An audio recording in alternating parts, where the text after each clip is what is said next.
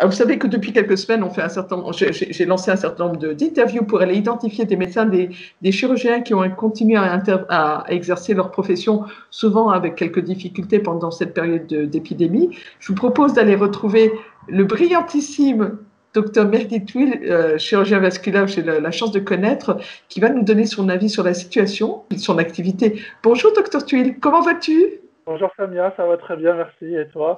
Alhamdoulilah, on y est arrivé. Hein. Mehdi, on va se tutoyer parce que j'ai toujours du mal à vous voyez les personnes qui sont plus jeunes que Il moi n'y a, déjà. il y a pas de problème, avec plaisir de se Et surtout tutoyer. parce que, oui, et puis surtout parce que on a le bon souvenir d'une mission Oui, humanitaire ensemble. Mehdi, oui. donc, je disais chirurgien vasculaire. On peut expliquer, rappeler en quelques mots quel est le rôle du chirurgien vasculaire, même si, on le rappelle également, tu as une formation de chirurgien général. Ben, en fait, la chirurgie vasculaire, grosso modo, ça touche à tous les vaisseaux du corps humain, sauf le cœur et le cerveau. Et principalement, les interventions les plus pratiquées, c'est la chirurgie des varices. C'est une chirurgie un peu fonctionnelle qu'on pratique généralement en ambulatoire. C'est très, Tu fais ça très... les yeux fermés maintenant, non? Oui, plus ou moins, oui. Et après, on essaie de, entre parenthèses, réparer les artères bouchées, notamment les patients qui ont un problème de diabète ou les patients fumeurs qui ont des problèmes au niveau des artères, notamment aux membres inférieurs. On essaie de traiter ça par plusieurs méthodes, soit par chirurgie directe en ouvrant le malade, soit par chirurgie endovasculaire, qui est maintenant assez répandue. Et Oui. puis, ça touche aussi à des vaisseaux un peu plus compliqués à traiter, par exemple les vaisseaux digestifs ou l'aorte abdominale, et puis aussi aux carotides, donc chez les patients qui ont fait des AVC. Et en parallèle, on peut aussi traiter les patients qui ont une insuffisance rénale pour leur permettre d'avoir un accès à la dialyse, en fait, qu'on appelle Hmm. l'artérioveineuse. Et ça permet d'éviter d'avoir un cathéter au niveau du cou qui est un peu gênant et qui risque de s'infecter. Du coup, c'est nous qui faisons cet abord pour les patients. Donc ça touche un peu à tout en fait. C'est assez vague, sauf comme je t'avais dit, pour le cerveau, c'est pas nous qui intervenons, et pour le cœur, c'est les chirurgiens cardiaques. Oui. Voilà. Et que ça ne me concerne pas, donc, puisque je n'ai pas de cœur et je n'ai pas de cerveau, donc tout va bien. Non, merci. On sort, on est en période de déconfinement. Tu travailles dans les Hauts-de-France.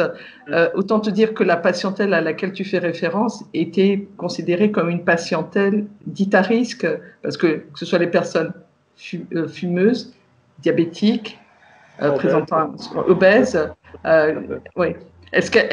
Comment ça s'est passé cette période de confinement? Est-ce qu'il a fallu, enfin, on sait qu'il a fallu que chacun adapte et adopte des pratiques particulières. Toi, tu travailles essentiellement en milieu hospitalier. Oui. Est-ce qu'il y a eu un moment de flottement au niveau de la mise en place de ce plan blanc ou est-ce que, au En fait, contraire, les choses. Oui.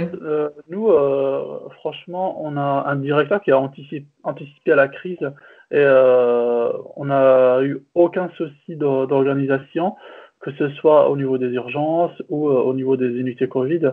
En fait, on s'y est préparé vraiment bien en amont. Mm. Euh, les unités étaient créées déjà bien avant le confinement. Et puis les équipes, elles étaient déjà bien ciblées. On a dans notre hôpital d'excellents médecins infectiologues, réanimateurs, pneumologues. Du coup, c'est eux qui ont pris le relais initialement. Puis après, les autres médecins de différentes spécialités se sont aussi rajoutés à ce groupe-là.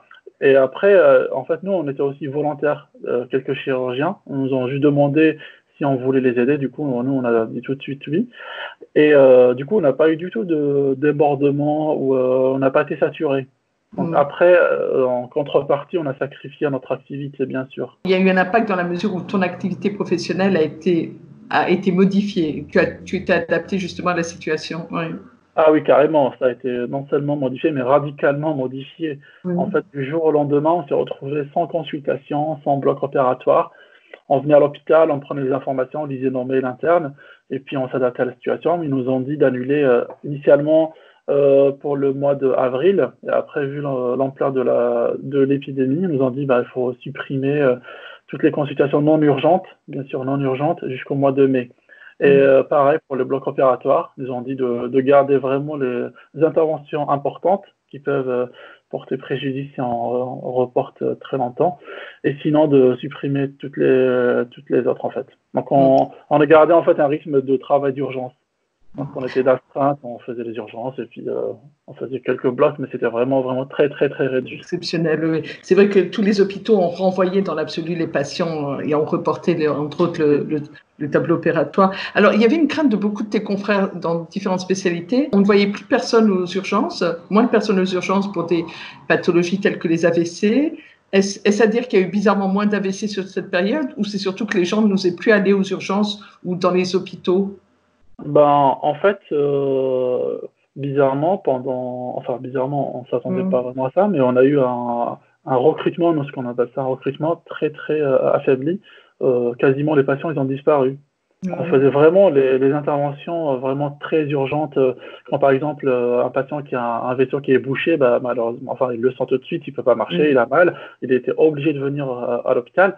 Par contre, on a eu d'autres patients qui avaient peut-être des problèmes, comme tu dis, d'ordre neurologique ce qui était un peu surprenant, c'était les patients qui avaient des problèmes d'insuffisance rénale et qui devaient avoir un geste important au niveau de leur fistule, sinon ça se bouche. J'ai eu un patient, il voulait absolument pas venir à l'hôpital et il préférait mourir de sa pathologie que de mourir du Covid, tellement c'était anxiogène et puis et puis parce que malheureusement, je pense qu'il y a eu propagation de certaines informations tout à fait erronées. C'est vrai que les premiers jours, on a dit n'allez pas à l'hôpital ou aux urgences, sauf cas extrêmes, effectivement. Et du coup, et les gens ont compris qu'il fallait plus du tout aller à l'hôpital, alors que l'hôpital a continué à avoir une activité, certes, un petit peu adaptée, mais... Exactement. En fait, je pense que les patients, ils se sont plus référés aux médias aux messages internes et puis des médecins traitants, des médecins spécialistes. Moi, je me rappelle, j'ai appelé personnellement un patient, il m'a dit non, je viens pas, j'ai peur de choper, j'ai pas de bol, à chaque fois je prends ma peau. Du coup, du coup, il voulait pas venir. Donc là, j'attends de le rappeler pour qu'il vienne quand même, parce que sinon, c'est un peu dommage pour lui, ça peut être grave. C'est une perte de chance, effectivement, pour lui.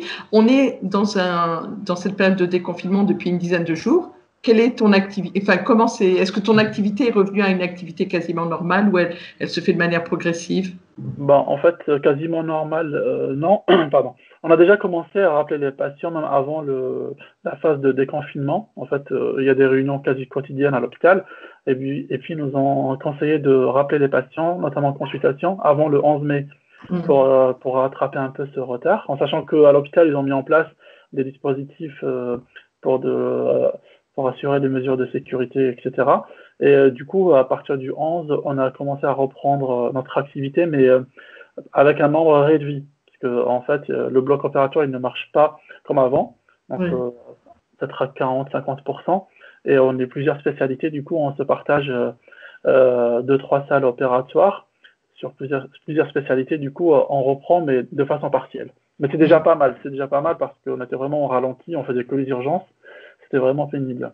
Donc, là, ça redémarre, on va dire, en crescendo. Donc, ça va aller normalement. Si la situation reste comme telle, je pense qu'on va reprendre au mois de juin une activité, j'espère, quasi normale.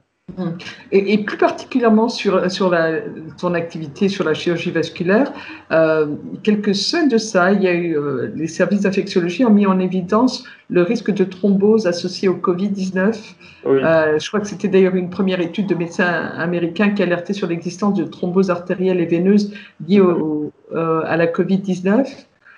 Avec souligné le fait de manifestation donc au niveau des différents vaisseaux avec le risque de manifestation d'un effet thrombotique. Qu'est-ce qu'il en est aujourd'hui? Ça s'est avéré? Ça s'est révélé être vrai, cette affaire?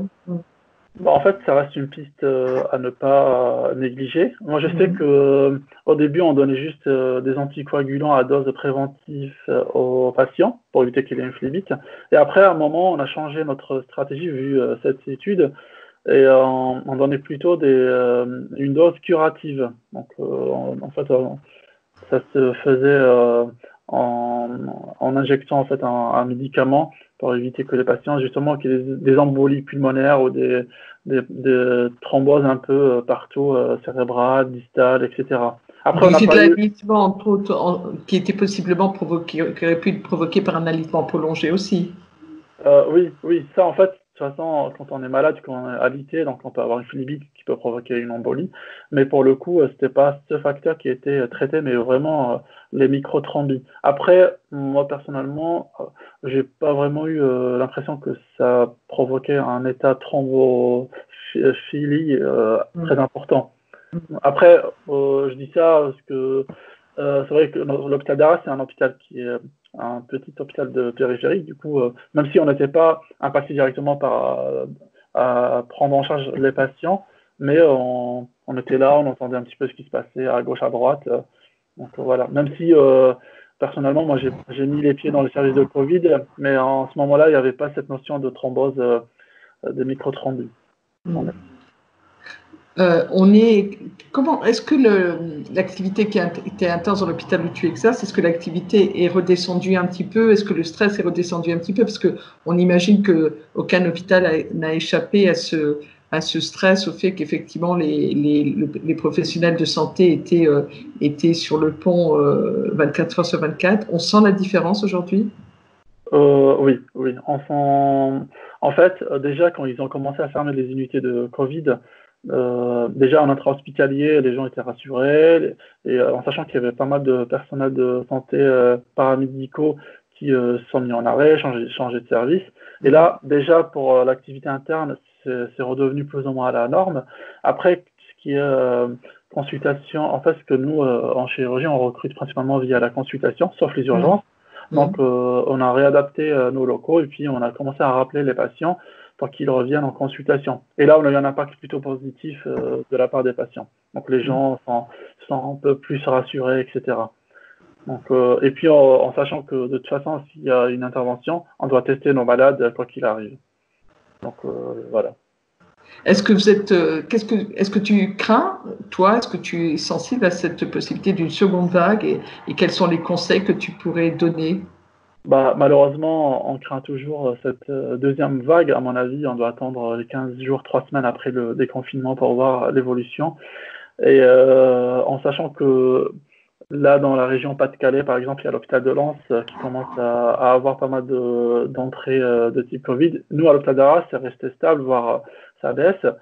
En fait, c'est un peu difficile à dire, de se projeter, de dire Mm. est-ce qu'on va vraiment avoir une deuxième vague ou pas. Est-ce que je pense qu'il faut attendre encore un petit peu, une semaine, 10 jours avant de dire, d'avoir une conclusion là-dessus. J'aimerais juste que le message qui passe à travers cette interview, c'est surtout que déjà les collègues de n'importe quelle spécialité sachent que là, nous, on est prêt à prendre en charge nos patients. Notamment, j'aimerais passer un message aux médecins généralistes quand ils voient des patients, ils peuvent les envoyer à l'hôpital sans crainte, en sachant que nous, par exemple, en consultation, ils ont mis en place des barrières de sécurité. Il y a les chaises qui sont bien codifiées avec un espace Mm. respecté, le port de masque qui est en fait délivré à l'entrée de la consultation, que tout le monde est masqué, etc. Donc, je pense que le patient peut venir à l'hôpital sans aucune crainte et que par la suite, il doit se faire opérer. Il y a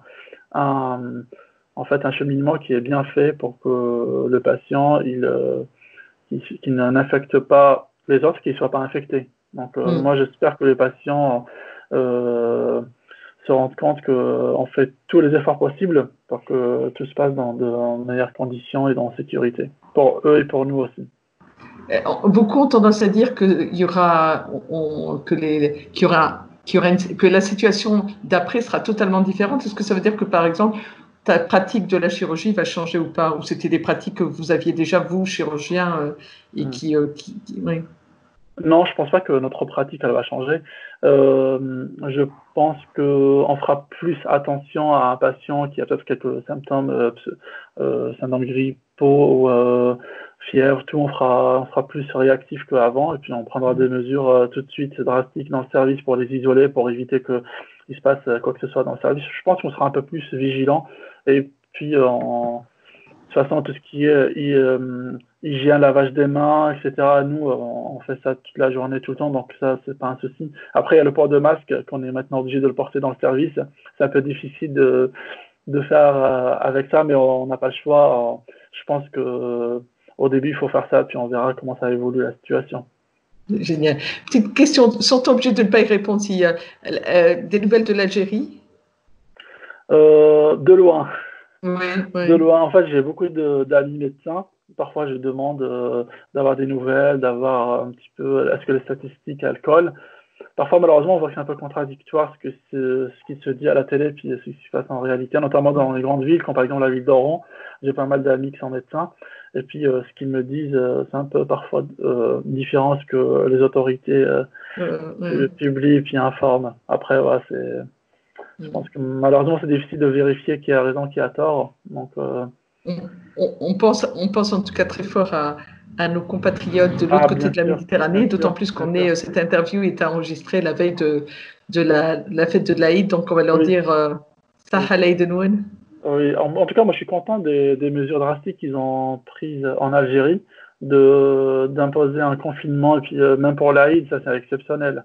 Donc, je pense que le peuple algérien, c'est un peuple intelligent, et puis il respecte son gouvernement, à mon avis, sauf quelques têtes brûlées, je pense, Oui, mais à mon oui, avis, ça va bien se passer. J'espère en tout oui. cas, Allah. Il faut mesurer effectivement que aujourd'hui, la seule manière de se préserver, mais préserver les siens aussi, c'est de respecter effectivement Ah, carrément. ce confinement, oui, et de ne pas oublier les gestes barrières, parce que je pense qu'on en a encore pour quelques semaines, si ce n'est Tout à quelques fait. mois. Tout à fait, je pense aussi. Je tiens à souhaiter une très bonne fête de l'Aïd à tous les musulmans du monde et aux musulmans algériens particulièrement. Saha alaykoum et puis taqabbal Allahu minna wa minkum. Ouais, génial. Et puis voilà, continuons à rester vigilants et prudents. Effectivement, il viendra le temps où on se retrouvera tous, on aura tous l'occasion de retrouver nos Tout à fait. familles proches. Oui, Mm. voilà. Ouais. Génial.